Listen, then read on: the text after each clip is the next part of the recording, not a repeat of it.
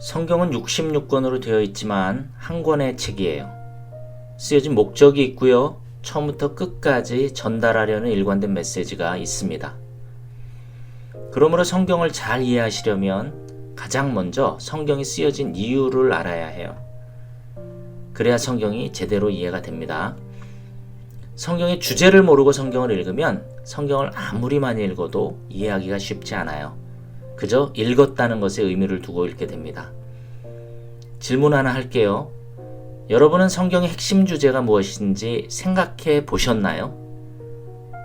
아마 대부분은 생각조차 안 해보셨을 것 같은데요. 그런데 이제부터는 한 번쯤 생각해 보셔야 됩니다. 질문을 한번 바꿔볼게요. 여러분은 성경의 핵심 주제가 무엇이라고 생각하세요?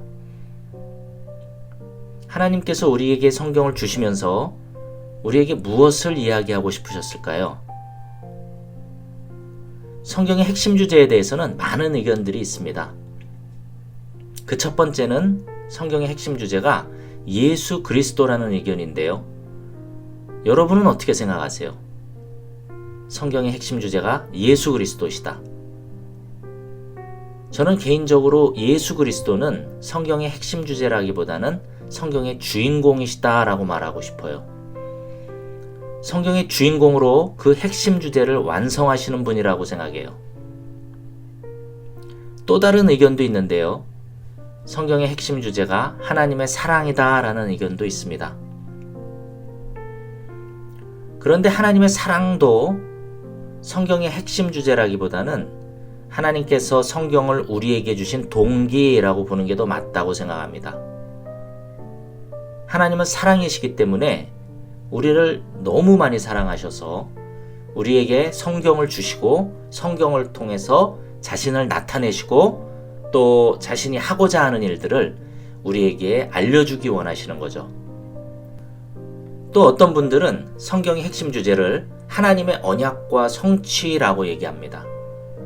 하나님은 우리 인간에게 약속하시고 그 약속을 이루어 가시는 것을 성경의 핵심 주제라고 말하는 거예요.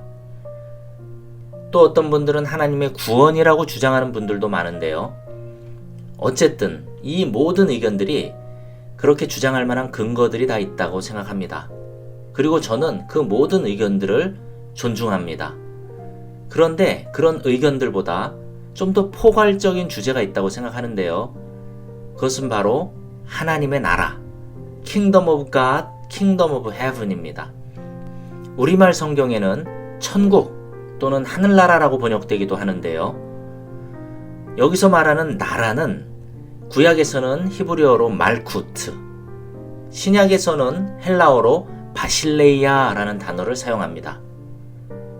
이 단어들이 갖는 의미는 통치, 주권, 왕권, 다스림 같은 의미예요. 그리고 이것은 성경 전체를 관통하는 성경의 핵심 사상이에요. 성경은 온통 하나님의 나라, 하나님의 주권, 하나님의 통치를 이야기하고 있어요. 하나님은 영이시라고 하잖아요. 그렇듯이 하나님은 눈에 보이는 이 세계뿐만이 아니라 우리가 인지하지 못하는 눈에 보이지 않는 세계에서도 왕이세요. 지금 설명한 것처럼 하나님의 나라는 하나님께 모든 주권이 있는 나라예요. 그것이 이 땅이든 우리가 인지하지 못하는 영의 세계든 상관없어요. 하나님이 왕이신 나라를 말하는 거예요. 그 나라는 하나님이 주권이시고요, 나라시고요, 하나님의 말씀이 곧 법이에요. 그래서 그 나라에 살려면 반드시 왕이신 하나님 명령에 따라야 되고요. 만약 왕의 명령을 따르기 싫으면 절대로 그 나라 백성이 될 수 없는 거예요. 아주 먼 옛날 얘기 하나 해볼게요. 옛날에 우리 선조인 아담 할아버지가 자기가 왕이 되고 싶어서 자기 마음대로 하고 싶어서 왕이신 하나님의 명령을 거역한 거예요. 이것을 세상 얘기로 하면 왕에게 반기를 들고 반역한 거예요. 옛날에 고려시대나 조선시대를 한번 생각해 보세요. 만약에 반역을 하다 걸리면 어떻게 되는지 아세요? 3대가 죄인이 돼서 싹 다 멸족됐어요. 자손이 모두 죽었어요. 자손의 씨를 싹 다 말려버렸거든요. 그것처럼 우리도 아담 할아버지가 지은 죄 때문에 죄인이 됐고요. 죽음을 맞이하게 된 거예요. 그래서 성경에서는 우리가 모두 죄인이라고 하는 거예요. 교회에서는 이 죄를 원죄라고 부르죠. 우리가 여기서 아주 중요하게 생각해 봐야 되는 것은요.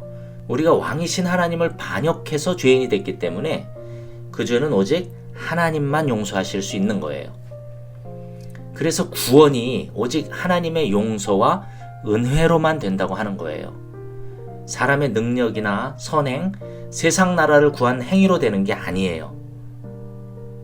구원의 원래 의미가 하나님께서 반역죄인의 자손인 우리를 그 죄에 대해서 용서하시고 다시 하나님 나라 백성으로 받아주시는 거거든요. 그래서 하나님의 죄를 사해 주시는 용서와 은혜 없이는 절대로 우리가 천국, 곧 하나님 나라 백성이 될 수 없는 거예요. 제가 로마서 3장 23절하고 24절을 한번 읽어볼게요. 모든 사람이 죄를 범하였음에 하나님의 영광에 이르지 못하더니 그리스도 예수 안에 있는 속량으로 말미암아 하나님의 은혜로 값없이 의롭다 하심을 얻은 자 되었느니라. 앞에서 말한 것처럼 우리가 다 죄인이었는데 예수님께서 우리를 속량하셨대요. 속량은 영어로 redeem이에요. 그 의미는 대가를 지불하고 다시 찾아오는 거예요. 예수님은 죄의 노예가 된 우리를 다시 찾아오기 위해서 아주 큰 대가를 지불하셨는데 그 대가로 지불한 것이 바로 예수님의 생명이에요.